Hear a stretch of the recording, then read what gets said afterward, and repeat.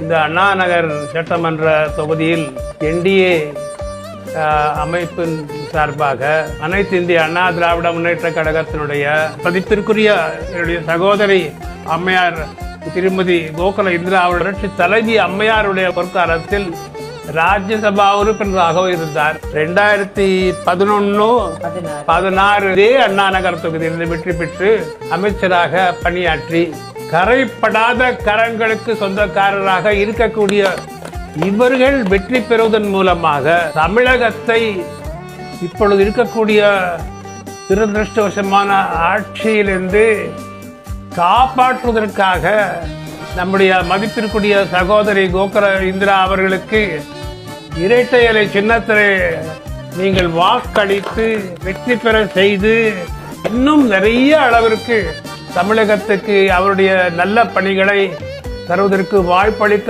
வேண்டும் என்று பணியன்புடன் என்னுடைய 99வது ஆண்டு இந்த வயதிலே நான் ஒவ்வொரு வாக்காளர்களையும் கேட்டுக் கொள்கிறேன்.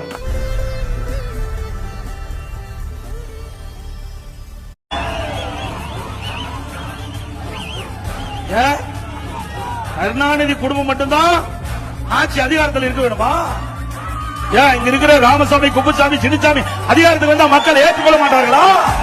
உங்களை தேடி அதே கொள்ளை கூட்டம் வரும்.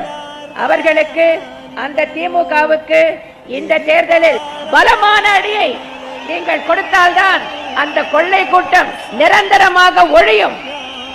திமுக காங்கிரஸ் கொள்ளை கூட்டணியை ஒழிக்க வேண்டும். வரும் சட்டமன்ற தேர்தலில் நீங்கள் சம்மட்டி அடி கொடுத்து அந்த கூட்டணியை, கொள்ளை கூட்டணியை முடிவுக்கு கொண்டு வர வேண்டும்.